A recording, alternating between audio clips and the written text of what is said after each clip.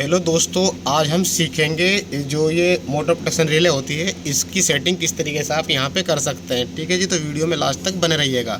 सबसे पहले मैं आपको इसकी टर्मिनल डिटेल के बारे में बता देते हैं, किस टर्मिनल पे आप कौन सा कनेक्शन यहाँ पे कर सकते हैं। देखिए ये पी और एन लिखा है, यहाँ पे इसकी ऑक्सिलरी सप्लाई लगाई जाती है, जो कि यहाँ पे 65 से 275 वोल्टेज AC या DC आप कुछ भी दे सकते हैं अपनी रिक्वायरमेंट के अकॉर्डिंग। ठीक है जी, उसके बाद इसमें 2 चेंज ओवर कॉन्टैक्ट होते हैं। यहाँ पे देखेंगे आप 1 2 3 एक चेंज ओवर होता है, 4 5 6 एक चेंज ओवर होता है। इसमें 2 कॉमन होता है, जहाँ पे 2 और 1 NC होता है, जैसा कि नीचे लिखा हुआ है। 2 और 3 यहाँ पे N होता है, जैसा कि यहाँ पे आप लिखा हुआ भी देख सकते हैं।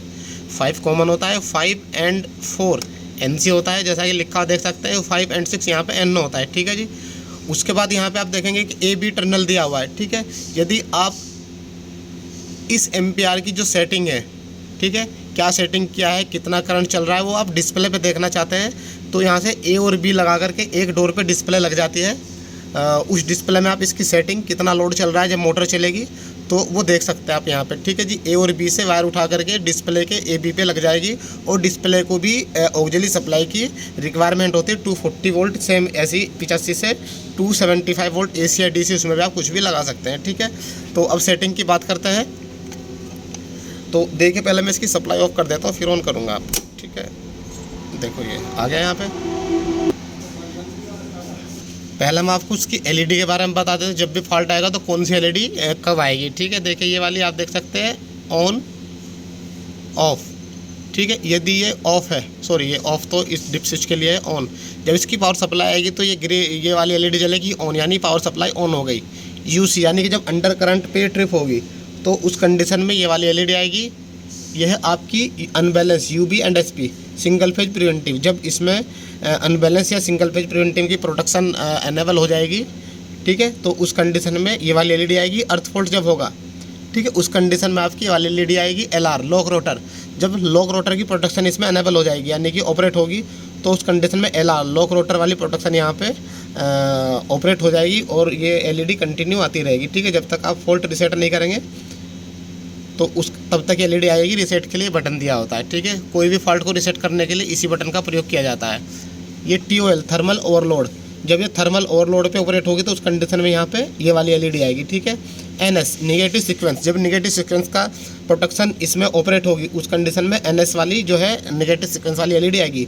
निगेटिव सीक्वेंस कब ऑपरेट होगा, यदि आपकी जो ये फेज है, फेज सीक्वेंस चेंज हो जाएगा। यदि R की जगह Y की जगह R पीछे से आएगा। यहाँ तो हम कलर वायर देख करके डाला हुआ है, पीछे से जब R की जगह Y की जगह R आ जाएगा तो उस कंडीशन में निगेटिव सीक्वेंस आता रहता है। जैसे आप स्टार्ट कमांड देंगे तुरंत ये स्टॉप हो जाता है, क्योंकि ये निगेटिव सीक्वेंस सेंस कर लेता है। तो उस कंडीशन में आपको इनकमिंग का जो वायर होता है, जो आपका मेन इनकमर होता है, वहाँ पर आपको RY या YB को चेंज करना होता है। तो उस कंडीशन में ये ठीक हो जाता है। और ये प्रोटेक्शन ये जब आएगी तो सभी में आएगी पीछे से निगेटिव सीक्वेंस। यदि एक में आ रहा है तो आपको फिर यहाँ से सिर्फ इसी का चेंज करना है। कभी कभी अंदर इसकी CT चेंज हो जाती है, उस कंडीशन में क्या है, निगेटिव सेक्शंस का आता है। जैसे R से हमने निकाल रखा, R से तो हमने सही निकाल रखा, बट अंदर जब फिटिंग की हुई है, जब मैन्युफैक्चरिंग होती है, R की जगह Y की जगह R लग जाता है। CT जो माउंट होती है तो पता नहीं चलता है, क्योंकि उसमें कलरफुल नहीं होता है।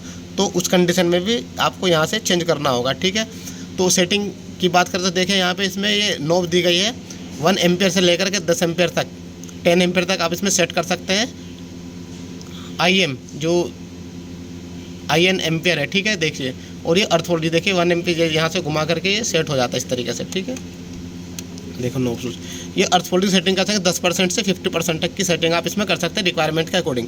आपकी रिक्वायरमेंट क्या है उसके अकॉर्डिंग आप यहाँ पे सेट कर सकते हैं। अर्थ वोल्टेज 10% पे करनी है आपको, 20% पे करनी है, 30 पे, 40 पे, 50 पे। नॉब के थ्रू आप इसको भी सेट कर सकते हैं। ठीक है जी, उसके बाद यहाँ पे देखिए डिप स्विच के थ्रू आपको जो भी प्रोटेक्शन यहाँ पे एनेबल करनी है वो डिप स्विच के थ्रू यहाँ पे ऑन या ऑफ कर सकते हैं। देख सकते हैं डिप स्विच इधर है तो ये ऑन है, देख सकते हैं। UB unbalance, UC under current, LR lock rotor, अर्थ फॉल्ट।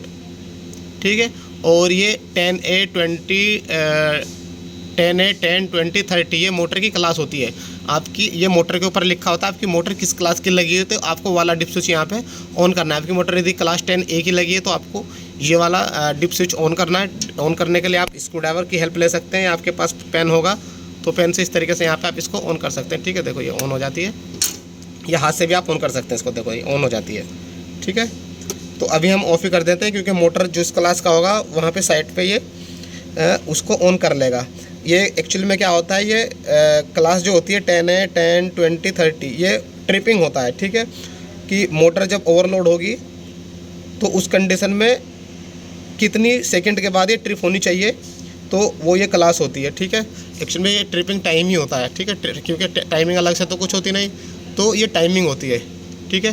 तो इस तरीके से यहाँ पे मैंने आपको इस रिले के बारे में डिटेल में आपको बता दें। मॉडल नंबर एक बार बता दूँ, मॉडल नंबर इसका देखिए PDMMPR-303-1 है, ठीक है। जो इसका कैट कोड होता है, ये इसका कैट कोड नंबर है, ठीक है जी।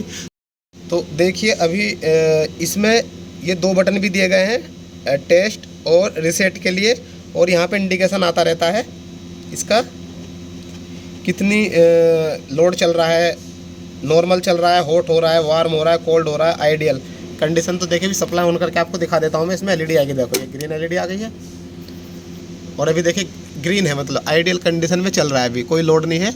हॉट हो जाएगा तो ये वाली एलईडी आ जाती है। देखो अभी टेस्ट करते हैं, तो टेस्ट में इसमें सारी एलईडी पिक हो जाती है। देखो ये पिक हो गई, ये सारी एलईडी पिक हो गई है। UC, UBSP, EF, LR, TOL, NS LED भी टेस्ट हो गई, कॉन्टैक्ट भी टेस्ट हो गया। इसका जो कॉन्टैक्ट था वो पिक हो गया, चेंज ओवर हो गया है, ठीक है। तो देखिए अभी यहाँ से रीसेट इसको कर देंगे हम, ठीक है। तो इस तरीके से मैंने आपको इसको टेस्ट भी करके दिखा दिया। इसमें टेस्ट बटन दिया होता है, कॉन्टैक्ट चेंज ओवर करते नहीं करते हैं। जब एक्चुअल फॉल्ट आएगा तो कॉन्टैक्ट चेंज ओवर करते नहीं करते, वो टेस्ट हम चेक कर सकते हैं। एलईडी कौन सी ऑपरेट होगी, ऑपरेट भी होगी नहीं होगी, वो भी हमने देख लिया है यहाँ पे। तो वीडियो में मैंने आपको सब कुछ बता दूँ। वीडियो अच्छी लगी तो वीडियो को लाइक, शेयर, कमेंट जरूर करना। चैनल में पहली बार विजिट करें तो चैनल को सब्सक्राइब जरूर कर लेना। तो हम आपसे मिलेंगे नेक्स्ट वीडियो में, तब तक के लिए जय हिंद, जय भारत।